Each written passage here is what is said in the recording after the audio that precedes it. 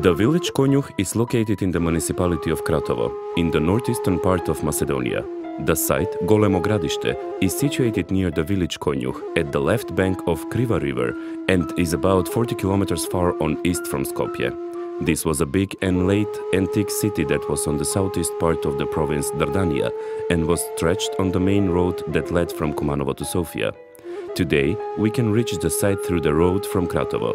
On the top of the hill, there is a plateau with countless objects trimmed in the cliff. They are representing small hermit chambers with traces of painted frescoes, a lot of crosses and symbolic symbols engraved in front of the entrances.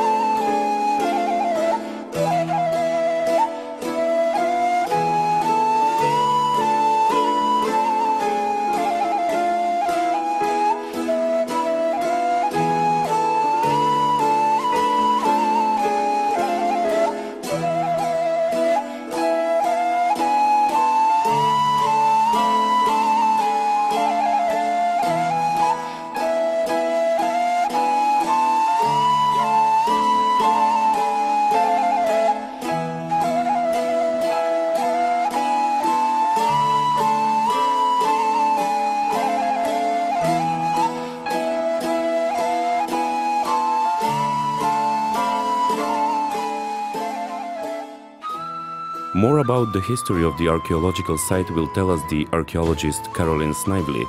She is a professor of classics in Gettysburg College in Pennsylvania and also is the director of the researches of the site Golemo Gradishte for the past 10 years. She is working with international team of students from the USA and Macedonia. This is the archaeological site of Golemo Gradishte at the village of Konjuh in the administrative district of Kratovo. We are on the northern terrace of the site between the Acropolis and the Kriva River. What you see here is a residence, a large late antique residence from the 5th and 6th centuries. And further up the hill is a large basilica, a Christian church built in the 6th century. We've been working at this site since 1998, when we began with a short season of survey, and then we began systematic excavations in 2000, and we have continued every year since then. This is an international project between the Museum of Macedonia in Skopje and Gettysburg College in the state of Pennsylvania in the United States. We began here without any real idea of what we might find, except that the Rotunda church, which we'll look at later, has been known in the archaeological literature since the 1950s. And the actual site, the city site, was known to a few archaeologists, but very few people actually came here to visit. The reason that we actually became interested in the site and then began to work here was the salvage excavation that took place in 1995 when a railroad was planned to be built between Skopje and Sofia, and so salvage excavations were carried out along the line of that railroad. And you can look later, there's a bridge over here that is the only completed bridge on that railroad line. But the salvage excavations uncovered a number of burials, and I came out here with Kirill Tchaikovsky in 1996 to look over the site, and we looked at it and got excited and decided to do a preliminary project. That was the project in 1998. Since then, we've continued to work. The present co-directors of the project are Goran Sanev from the Museum of Macedonia and I from Gettysburg College. The methodology, actually we use a system that has been used at a number of excavations. It was used at Stobie during the 1970s. It's called the basket system, and it's a relatively simple system for excavation and documentation that has been modified at each site where it's been used. It's been used in Athens, at the Athenian Agora, at Corinth, at Stobie, and at a number of sites. So actually the basic system is one that we brought in and use here because it is fairly simple and therefore is relatively easy to use in a bilingual situation. The team over the years has been very international. A number of Macedonian archaeologists have worked with us.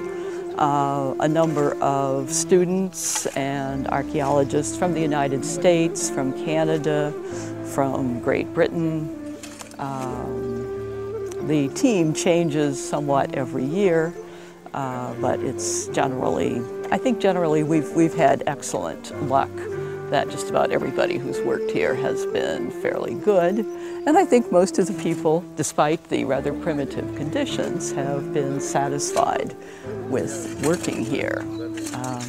What we have at present, everybody has been laughing about because we have Goran Sanev and Miško Stojanovski, and then 6 women. And so we have 2 American archaeologists, graduate students, Elena, who is Macedonian, and then we have a couple of student assistants as well, Americans. Here, there is opportunity to work for many years. You can see that just this terrace is very large, and we've only succeeded in excavating a small part of it. As far as this project is concerned, we plan probably to work for another 3 or 4 seasons. We would like to complete the excavation of the residence and also of the Basilica and its associated buildings. I came to Macedonia for the first time in 1971 as a graduate student working at the archaeological site of Stobie. And I continued to work at Stobie until 1981. And actually, I was back at Stobie again a couple of years ago, working for the Capital project directed by Silvana Blaževska. I've worked at a couple of other archaeological sites in Macedonia, briefly at Morodvis with Kirill Trajkovski, and I've worked at several sites in northern Greece, in Greek Macedonia. I also have worked in Serbia briefly at a couple of sites. So my experience is mostly in the Balkans. We started working at this site to a considerable extent by chance. Salvage excavations took place here in 1995 because of the railroad that was supposed to be built between Skopje and Sofia. And those salvage excavations uncovered graves on the other side of the Kriva River. And in 1996, Kirill Trajkovski and I came out to look at the excavations and at the site and became interested in the site. And the result was that we did a small pilot project, a survey project primarily, here in 1998. And then we began serious excavations in 2000 and have continued to work each year since then. This site had not been officially excavated before we began working here, although there had been a great deal of illegal excavation, both simply excavation by local villagers who were not looking for gold probably, but mostly looking for architectural blocks and for bricks to use in ovens. But there has also been a great deal of deliberate illegal excavation. Quite a number of people have come with metal detectors, and because there is iron ore in this area, this is a mining region, it was also a mining region in antiquity, because the metal detector often will react even to the bedrock. We've had a number of people smashing holes in the bedrock as well as digging holes in the ground, expecting to find gold and finding nothing whatsoever. We don't have much of a problem now with local illegal excavation, because I think the villagers, particularly those who've been working for us, have come to realize what an important treasure this is for them. And therefore, they have come, for the most part, I think, to feel very protective about the site where they have worked.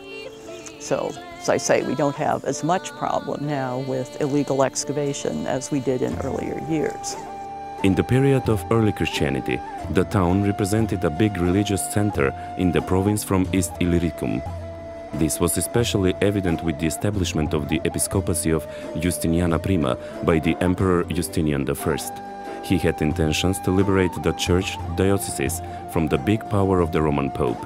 After the Slav colonization in these areas, Konjuh and its surroundings fall under the jurisdiction of the episcopacy of Bregalnica, and later, with Byzantium Empire getting more powerful again, under the jurisdiction of episcopacy of Morodvis. From the middle of the 9th and through the 10th century, these territories were Christianed by Saint Clement and helped by the Prince Boris and Prince Simeon. The old name of the city can't be found in the sources. On the territory of the Duke Dragaš, in 1373 year, we can find it under the name of Konjuh, which is assumed to be taken from Slavic mythology.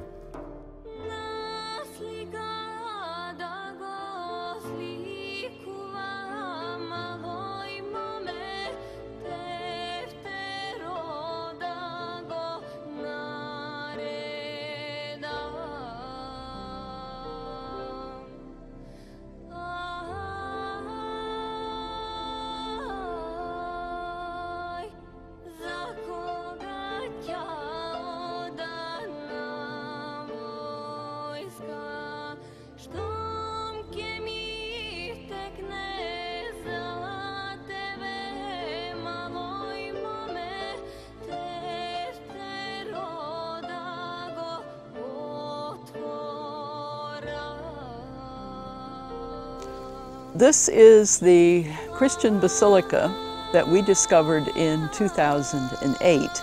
In fact, it had been known before then. The archaeologist Svetozar Radojcic, who came to Konjuh in 1938, mentioned the existence of this basilica on the terrace, and Ivan Mikulčić, who worked here in the early 1970s, also mentioned that a basilica was located here. When we started to work on the terrace, however, the basilica was not visible, and we discovered it only by chance in 2008 when we put a trench in, more or less here, and uncovered a small piece of the apse of the basilica that you see behind me. Since then, we have worked in the basilica each year and have now uncovered the main part of the church, but it continues to the south, where there are annex rooms, also to the north, where we have found what appears to be a very, very badly destroyed baptistry, and also to the west, where an atrium may have been located. According to the foundation of interior design, the church has rectangle with a central dome in the middle. The length of the church is 23 meters and the width is various from 7, 5 to 14 meters. There are remains from the altar barrier, which was set on 6 pillars. The floor in the presbytery was covered with marble tiles in the opus sectile technique, which make a form of a cross. This object, as a city martyrium, is dated in the time of Justinian or short after him till the end of the 4th century.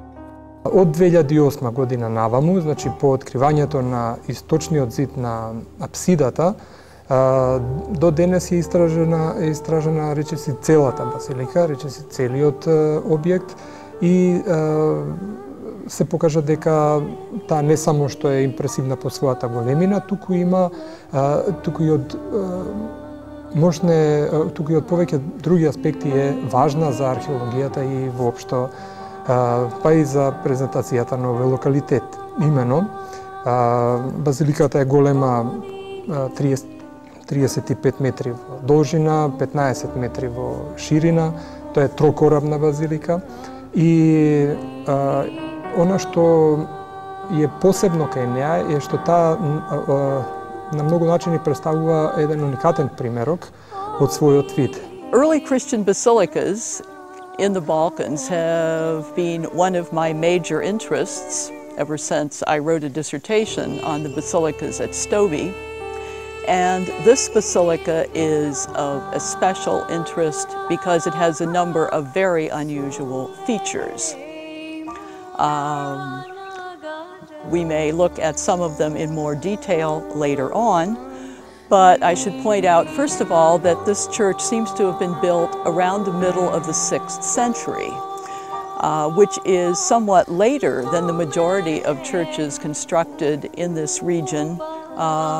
They mostly were built in the later 5th century and the first half of the 6th century. The church is also unusual because it has 2 ambos, or speaking platforms, a small one located in the presbyterium and a larger one located in the usual place in the nave. Базиликата во апсидалниот дел е откриен една циста, еден гроб, кон кој што се пристапува од еден коридор, од една патека направена од натрешната страна на апсидата, од едниот крај до другиот. Така, со оваков примерок со гробови немаме во Македонија, има уште во Грција се откриени, има 2 примероци на базилики, а исто така што е исклучително важно за овој објект е што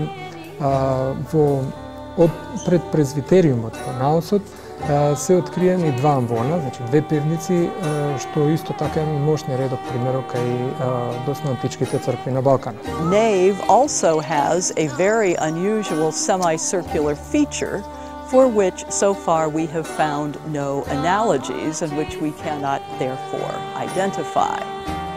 We have speculated that perhaps a bishop came to this city, this still anonymous city, sometime in the middle of the 6th century and was responsible for constructing a new and larger church with a number of very interesting liturgical features.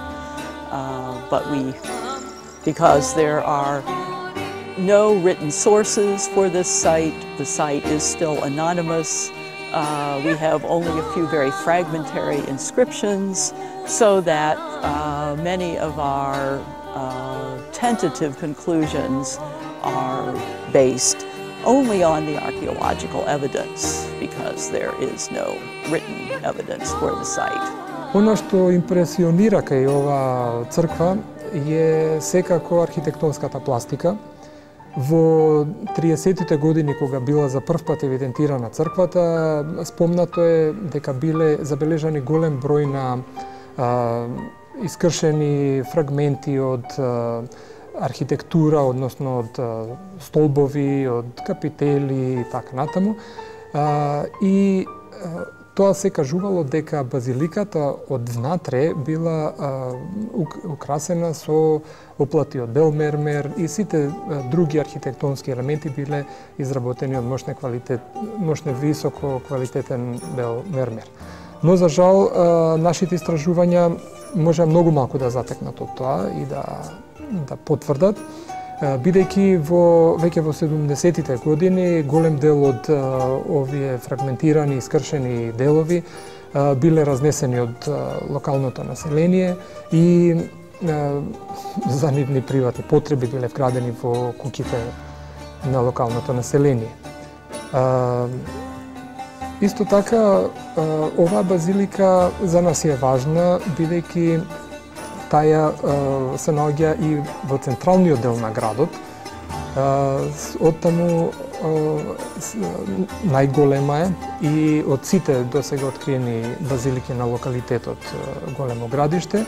Потаму сметаме и дека била и епископска базилика и дека имало и некој седиште на епископ, бидејќи во досната антика познато е дека голем број од доснатичките градови стануваат и епископски седишта. Уште еден елемент кој што не води кон ова е и незината сложена конструкција и комплексна конструкција од многу градби поврзани со неа, надоврзани до нартексот од западната страна. Сега сме на пат или се надејаме дека сме на пат да откриеме крстеницата, а оттаму ќе имаме целосна представа за овој црковен комплекс.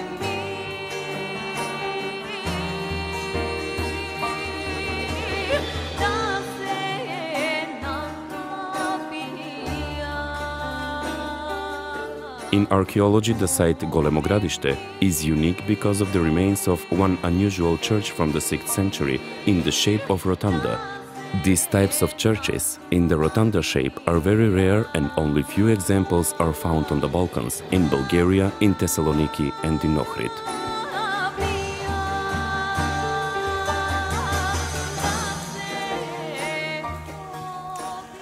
This is the rotunda. This church was excavated by villagers from Beljakovce in 1919.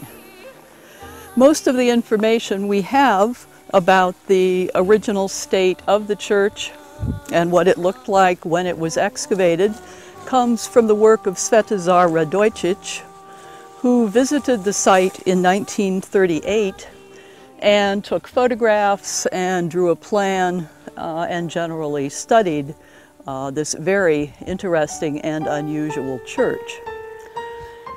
It is a rotunda in the sense that the central part of the church, the nave, is circular or almost circular. The aisle, what would normally be the side aisles, actually wraps around the central nave rather than simply running on each side of it. The assumption is that the church had a dome, but no one has yet satisfactorily reconstructed the superstructure or the roof of the church. The church appears to have been built in the 6th century, like the Basilica down on the northern terrace. In fact, from the similarities in the sculpture found here and found in the Basilica on the terrace, it appears that the two churches are probably of roughly the same date. The real question is probably why, well, two questions actually, why this church was built here, about 200 meters outside the city wall of the late antique city. There's no evidence for a cemetery in the vicinity or for the burial of a martyr. So we can only speculate about the reasons why the church was built in this particular location. And then, of course, the other question is why someone would have built a church with such an unusual, in fact, apparently unique plan, because there really are no other examples of churches with exactly this type of unusual plan. This church also had an ambo, and it is the sculpture from the ambo that seems to be similar to that from the Basilica on the terrace. In the 1950s, local villagers built a small church that you can see in the northwest corner of the building.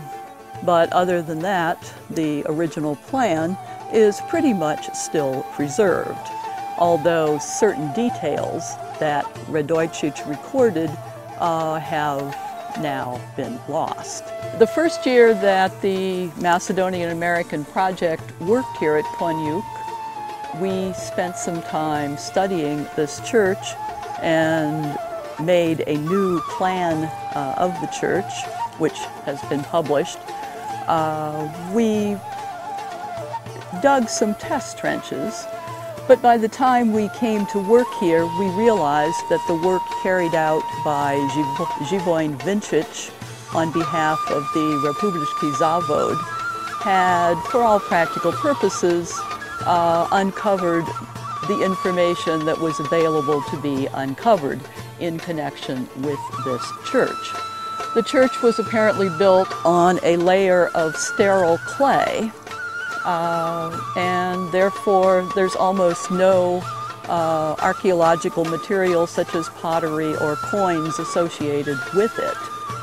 Thus, the dating does depend primarily on the architectural form and on the sculpture that was discovered in the building.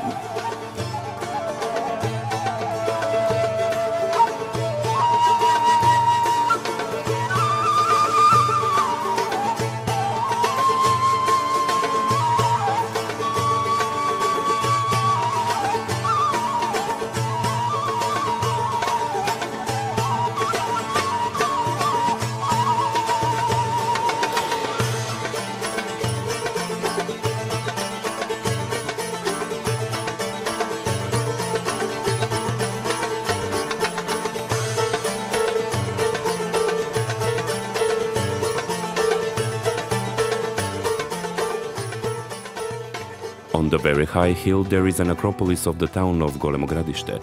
Here, in the cliffs in the 6th century, were made little chambers, drains, canalization, water cisterns, and even stairs. They can be seen even today. On the top plateau there are remains of a watchtowers and walls of a city fortress. There was a separate fortress up here on the Acropolis, or the ridge, above the lower city on the northern terrace. This fortress seems to have been constructed during the second quarter of the 6th century, perhaps as part of the Emperor Justinian's fortification or refortification of many parts of the Roman Empire. We are here at the westernmost end of that fortress. In fact, we're probably outside the fortress on a lookout point, because from here one can see for miles in almost all directions. The fortress consisted of the eastern plateau at the other end of the hill, of the labyrinth of rooms and streets and drains and staircases and so on the south side of the ridge.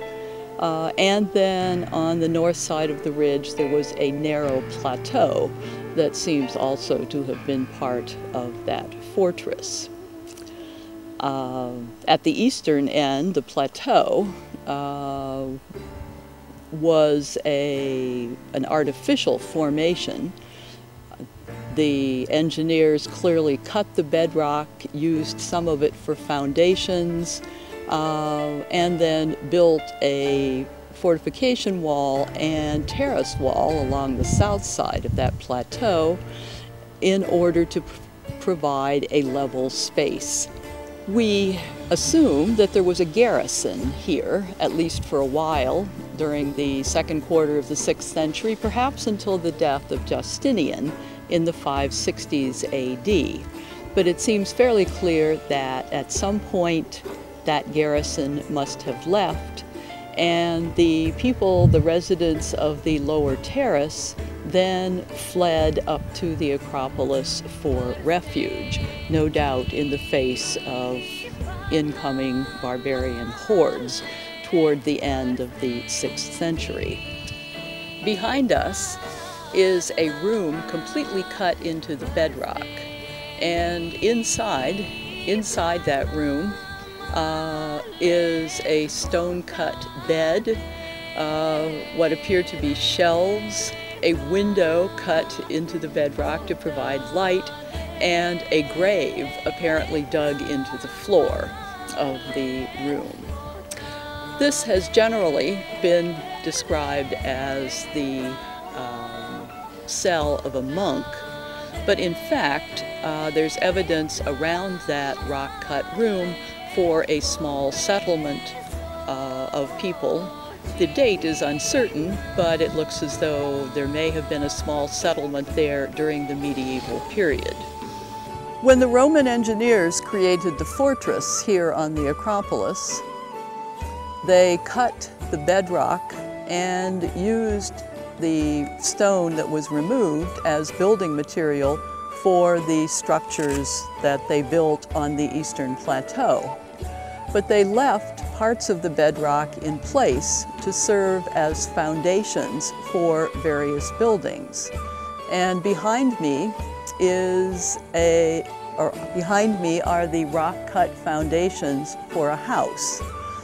Probably in the first phase, in the 6th century phase of this house, stone and mortar walls rested on those rock-cut foundations, and the roof would have been of tiles.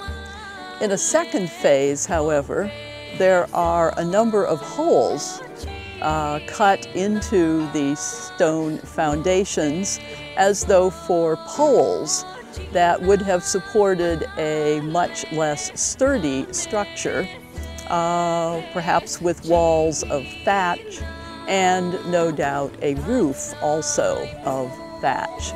Unfortunately, although we can assume that that first phase of the building belonged to the 6th century fortress here, we really cannot say what the date was of the second phase.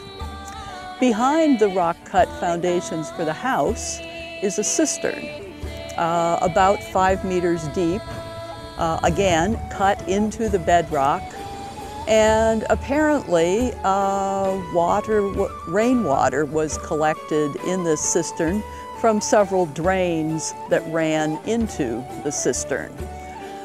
We assume that there was a spring house, a structure above the cistern, and that people went in with their pots and buckets to take water from the cistern.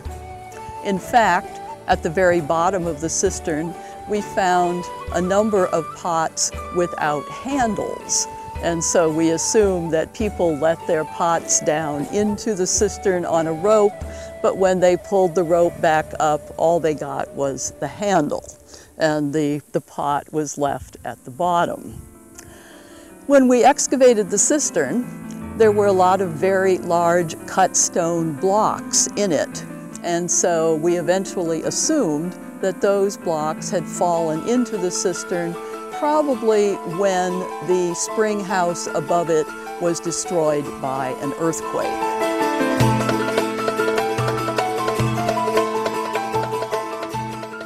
Mikhail Stoyanovsky, curator in the Museum of Macedonia, is one of the archaeologists who are working on this site. He will tell us more about the Roman graves that were found during this season of excavations.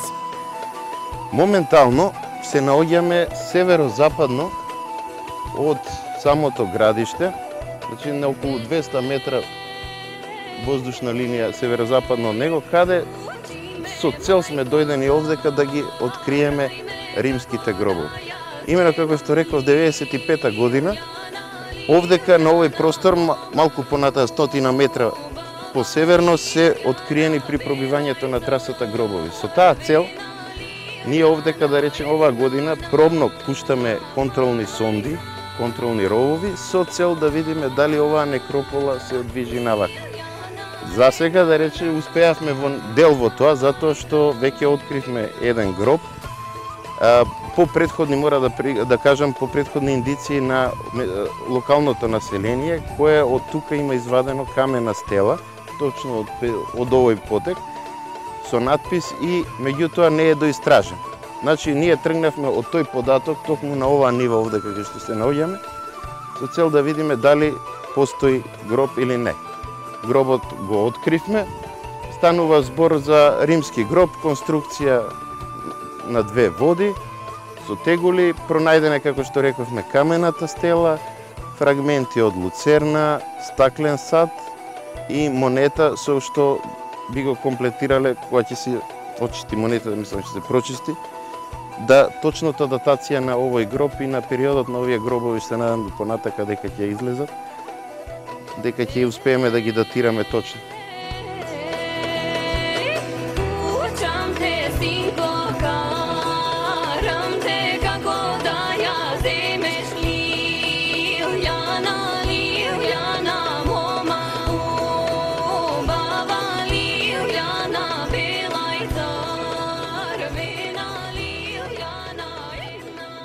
Master of Arts Goran Shanev is a senior curator in the Museum of Macedonia, and he also is included in the team that is excavating the site of Golemo Gradishte. He is very satisfied with the cooperation with Caroline and all the American colleagues, and he hopes that in the future we will have this kind of projects that will help in developing the Macedonian archaeology. Значи, фокусот на истражувањата е на централниот дел на градот, на епископската резиденција и незината околина, каде што освен оваа епископска резиденција, така да речена, очекуваме да најдеме и други објекти, веројатно и други објекти од јавен карактер, што исто така би имало големо значење за не само за истражувањата, за локалитетот и воопшто за натамошниот тек на истражувањата. Како што реков, меѓународните истражувања представуваат се позачестена појава, не само во нашата земја и воопшто, тие се една вообичаена работа, да кажеме, во светот, бидејќи овозможуваат многу поволности кои што доколку би се воделе како локални истражувања, финансирани само од локалната држава, можеби би имале помал ефект. Добро, значи кои се предностите на меѓународната соработка? Имено предност е што се овозможува еден континуитет на соработката. Потоа се овозможува размена на мислења и тоа размена на повеќе мислења од повеќе стручни лица, така да имаме можност нашите знаења, нашата методологија, нашето искуство да го споредиме и да го вклопиме и да го надградиме, например, со знаењата на нашите колеги од другите земји. Оној финансискиот аспект ги помага само истражувањата да имаат еден поголем континуитет, да речеме, бидејќи археолошките истражувања се во принцип скапи истражувања, тие се подразбираат ангажман на многу лица, потоа обезбедување на услови за сместување на екипата, кои што многу често се речиси никакви. Така што сето тоа чини и многу полесно се реализира кога проектот е помогнат од повеќе страни, од повеќе финансиери.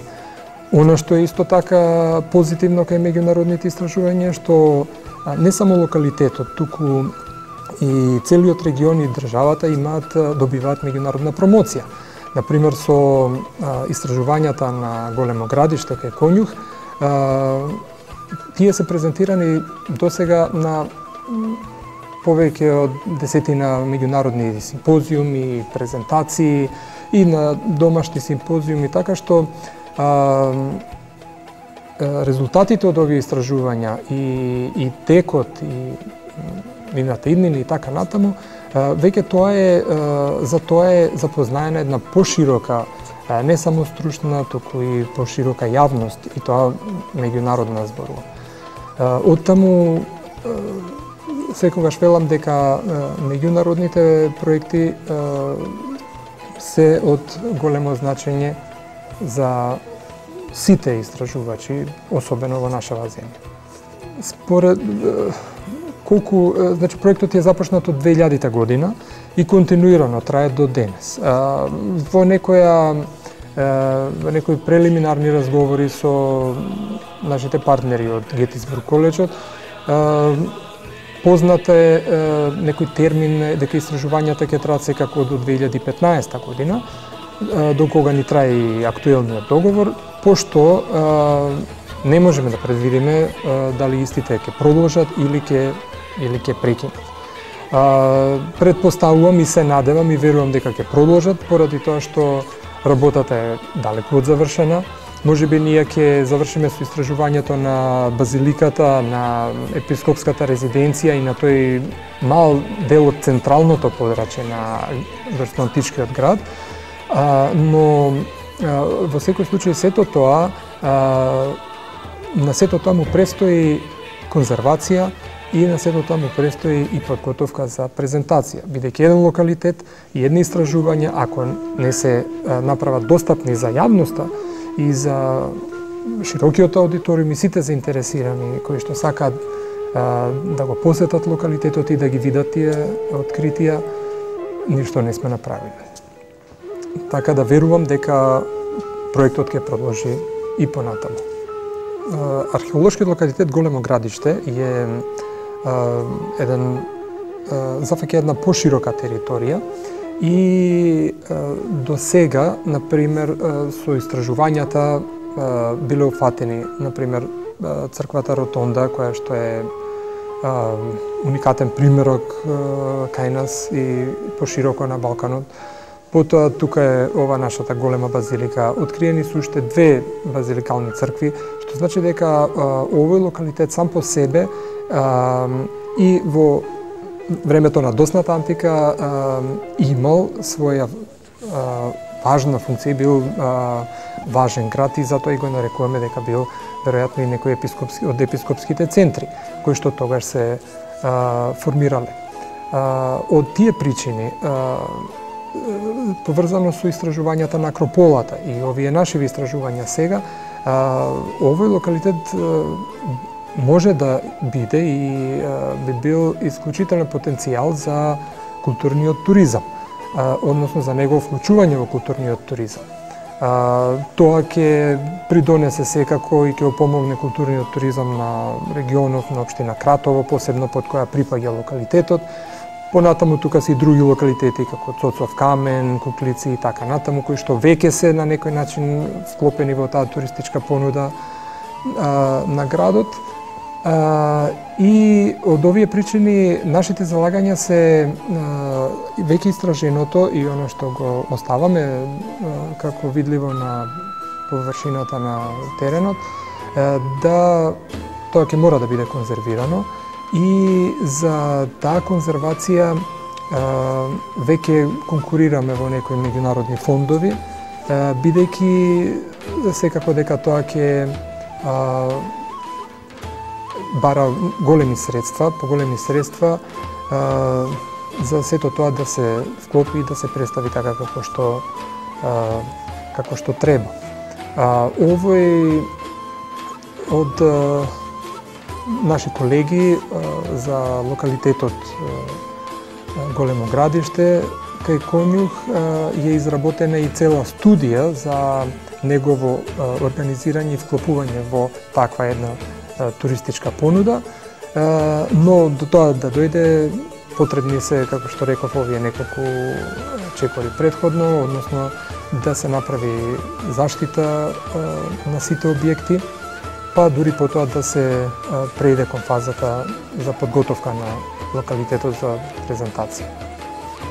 With the further excavations of the archaeological site Golemo Gradishte, we have the opportunity to write down the history of this site and the history of Macedonia at all. With the further results, we will know the history of this ancient town. Golemo Gradishte, or Konjuh, is very specific and very difficult site to work on. There are no written sources about its history and development, so with the results of the excavations we could make history and stories about this town and its population and way of living. The values associated with the cultural heritage are shaped by the places that we live. These places help us recognize where we come from and who we aspire to become in the future.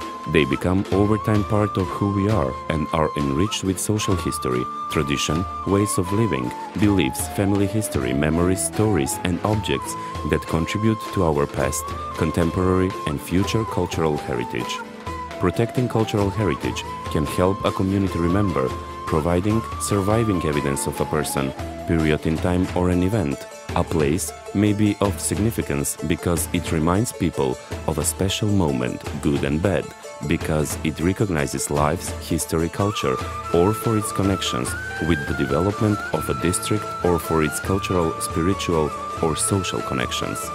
This film is just a small contribution to the Macedonian archaeology and presentation of our cultural heritage. This film was made with love and labor of the members of Archaeologica and its friends. With this documentary, we are able to preserve our cultural heritage and present it in front of the domestic and foreign audience. Archaeologica in the future will continue in collaboration with the Museum of Macedonia and will continue in filming other archaeological sites that represent Macedonian culture and Macedonian heritage.